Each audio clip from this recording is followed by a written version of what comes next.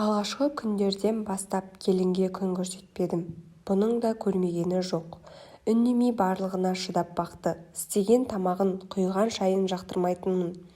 Үйді жинаса артынан қайтадан жинап шығамын. Терезені жуса сатпақ деп қайтадан жуғызыратынмын. Жылап бөлмесіне кіріп кетеді. Балам келгенде жылап отырады. Балам әйелінің емес менің сөзімді сөйлеп шығатын. Өзі жұмыс істемейді. Ақша таппаған соң әрине күні маған қараған соң сөйтеді да. Оны байқаған мен одан сайын жамандап, арасында ұрғыздырып алатынмын. Ондай кезде айызым қанып, бір қуанып қалатынмын. Балам да өзім сияқты дедім ғой. Тым қатал еді. Сөйтіп жүргенде ішіне біткен баласын түсіріп алды. Жедел жәрдем шақыртып, ауруханадан бір-ақ шықты. Құдағи қызын үйіне алып кетті. Оның кеткеніне мен сол кезде кәдімгідей қуанған едім. Дегенде Айдананың денесі түршігіп кетті. Айтып отырған әңгімесін өзінің келін болған кездегі оқиғаларға ағызап құсап кетті. Тамағын жасап, шайын беріп отырған апаға тікірейе қарады. Көз алдында өзінің денесі келе қалды. Келінім кете салып, балама басқа әйелді өзім іздестіре бастадым. Екеуін қайта қосып татуластырудың орнына араларына от салып, таныстарының арасынан маған келін болатын қыз іздей бастадым. Тіпті таптым да. Енді екеуін таныстыруға ғана қалған. Сөйтсем балам Жұмакүлге барып жүріпті. Оны да сүйеді екен. Менің айтқаныма көнбей үйге қайтадан алып келді. Бұрынғы өміріміз қайтадан басталды. Ұрыс-керіс, бір үнсіз отырып ас ішпейтінбіз. Бұл уақытта Жұмакүлдің беті ашылып, тілі шығып, өзімен ұрса бастаған кезі. Дәрігерлерге қайта бала туа алмайсың деген екен. Соны бетіме басып айта беретін болды. Мен де іштей қынжылып қиналғаным рас. Бала таппайтын қатынды қайтесің, ажырас деп баламды арандатқаным да рас. Бірақ ол оған көнбеді. Сөйтсем бір нәрсені біліп жүр екен ғой. Маған бала керек емес дейтін. Бір күні балам құлады. Ауруханада ұзақ жатып емделді. Балам жұмыс істемей, түнделетіп көшеде жүріп, дұрыста тамақ ішпей арасында шегетіні бар. Сөйтіп жүріп тапқан ауруы қайтып беті қарамады. Асқынып кеткен екен. Маған қатты соққы болды. Әкесін шақырдым. Обалы не керек көмектесті. Бірақ құтқара алмадық. Арасы 4-5 жылдың ішінде балам солып шөге берді. Жұмакүл кеткен жоқ, қасында болды. Баламнан айырылған күні мен де құладым. Әбден шаршасам керек, көтере алмадым. Содан бері міне отырмын, деді креслосын көтеріп. Өзіме келгенде жинаған терген қаражатым бітіп, дұрыстап емделе алмадым. Басында пәтер алғанбыз. Ол 3 бөлмелі пәтерімізді сатып, осы үйге көштік. Содан бері міне осы үйде тұрып келеміз. Мен қайтып жүре алмадым, деді күрсініп. Айдана сағатына қараса кеш болып қалған екен. Үйге асыққанын байқаған апа. Қайтасың ба? Бара ғой. Балаң да шаршаған сияқты, деді.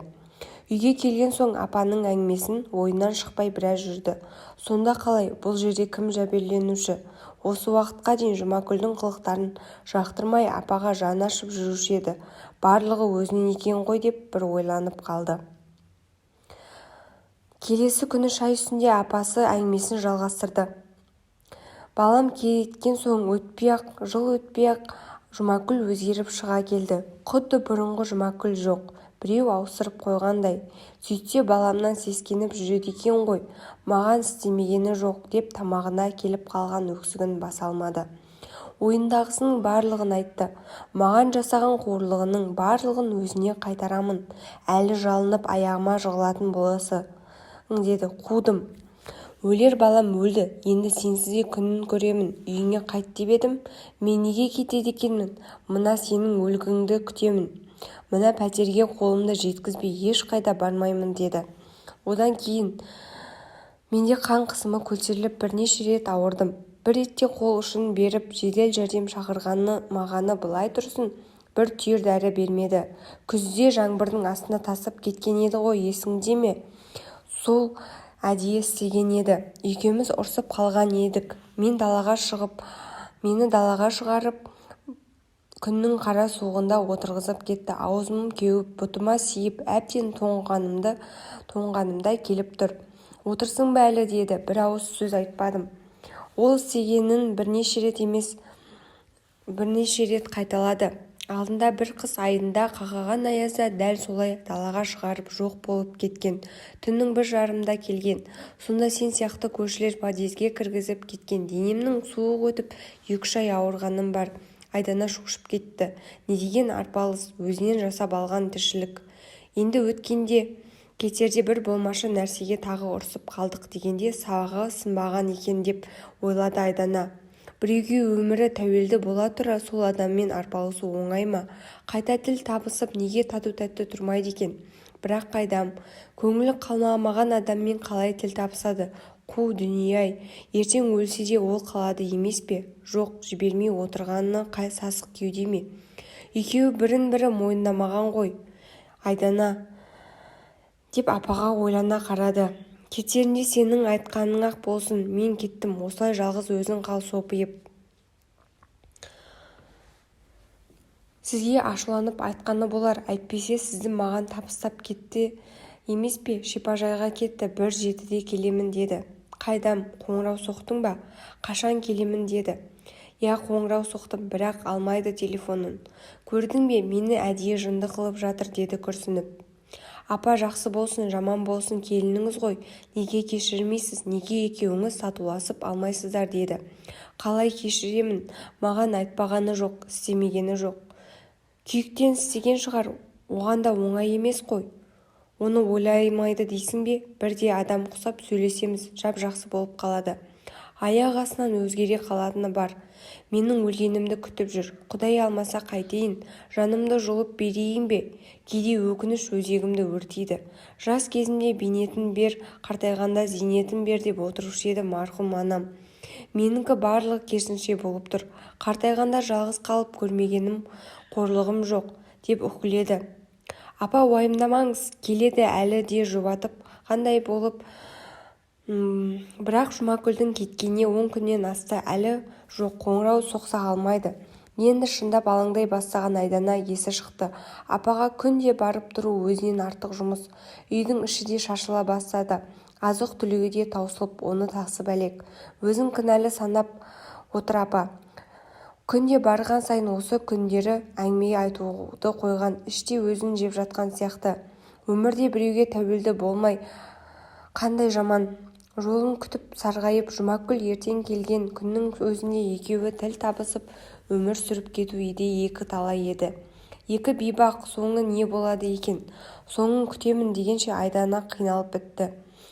Бір барғанда апаның үстіне көзі түсті. Киімін ауыстырып, өзін жуындыру керек екенін түсінді.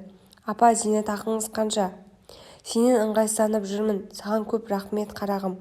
Балаңның қызығын көр, өмірде бағың ашылсын деді. Менің зейнетақым күтуші жалдағанға жетеді. Бір адам тауып берсең жақсы болатын еді. Саған масыл болмайын деп күрсінді. Өзі айтқандай Айдана күтуші жалдады. Мына бөлмеде қамалып отырмын. 2-ші қабаттан сыртқа шығып кірудің өзі бір жұмыс. Телміріп терезеден сыртқа қарағаннан шара жоқ. Таза ауа жұтып, құстардың дауысын естіп, күннің жылуын сезінгенге не жетсін. Торда қамалған бір пенде мен болдым деп күрсінді. Жұмакүл хабарласпады ма? Жоқ, хабарласпады. Номерін ауыстырып тастаған ба? Алмайды. Жаздың бір күндерінде Айдана апаға кірсе төсекте жатыр екен. Ауырып қалыпты. Қолын көтеріп столды көрсетті. Анау қағаз, құжат, мен өлгенде келеді Жұмакүл, солай айтқан. Мына пәтердің құжаты. Жұмакүлдің атына қағазға жазып кеттім. Берерсің деді. Жұмакүлді кешірдіңіз бапа деді Айдана. Кешірдім деді сыбырлап. Сөйлегенге шаршап қалған сияқты. Бір кездері өзі айтқандай бақытты біреудің ерке қызы, жақсы жерде қызмет еткен адам бір бөлмеде қамалып, өмірінің соңына дейін шарасыз күйде жалғыз жатыр. Азып-тозып, әлсіреп, іштей ішқұса болып барлығына көнген сияқты. Осындай күйге түскеніне өзі кінәлі екенін біледі.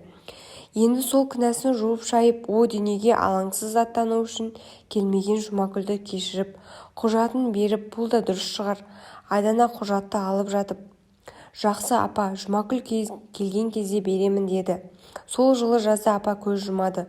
Өзінің мәңгілік сапарына аттанады. Жерлеу рәсімінде болған соң Айдана пәтерді жуып тазалап қояды. Тек арада 8 ай өткенде есіктің қоңырауы соғылып ашса Жұмагүл тұр. Ішке кір демеді, қағазға қайырлы болсын деп те айтпады. «Сәлем Айдана, пәтердің кілтін бересің бе?» деді. Айдана ішке кіріп кілт пен пәтердің құжаттарын ұстатты. Мұндайды күтпеген ол абдырап тұрып қалды. Ештеңеге айтпастан кетіп қалды. Келесі күні тағы қоңырау соқты. «Айдана, кешірші мені, мен кінәлімін, кешірші» деді. «Ішке кір, сөйлесейік» деп кіргізді. Біраз үнсіз отырған Жұмагүл: «Менің әбден ығырымды шығарды. Мына пәтерді алатын болсаң, маған тегін қызмет етесің, еңбегің сіңсін» деп аузына келгенді айтып, намысымды әбден таптады.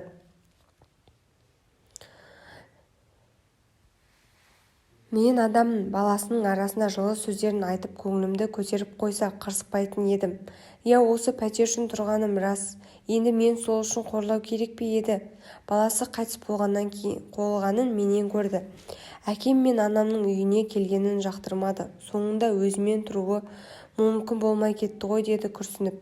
Ол кісі сені кешірді. Кешірген соң пәтерді беріп кетті. Онысына рахмет. Мен бірақ бұл үйде тұрмаймын, сатамын, қайтадан өмір бастаймын деді. Өз айтқандай пәтерді сатып Жұмагүл кетіп қалады. Өмірде осындай көшелер кездестіргеніне таң қалып Айдана қалады. Адамдар неге бір-бірімен тіл табыса алмайды? Ене болып босағасын аттаған келінге пана болса, ұрпағы өсіп өнбейді ме? Келін болып қызметін жасаса, істеген жақсылығын алдынан шықпайды ма? Терезенің алдында сыртқа телміре қарап отырған апаны біраз уақытқа дейін ұмыта алмай жүрді. Қанша жерден бар жерден шықсаң да, байдың баласы болсаң да, өмірдің бақытқа бөлеу немесе тозаққа айналдыру адамның өз қолында екен. Бұл өмір заңдылығы. Соңы. Авторы Анаргүл Қырғызбекова. Тыңдағандарыңызға рахмет.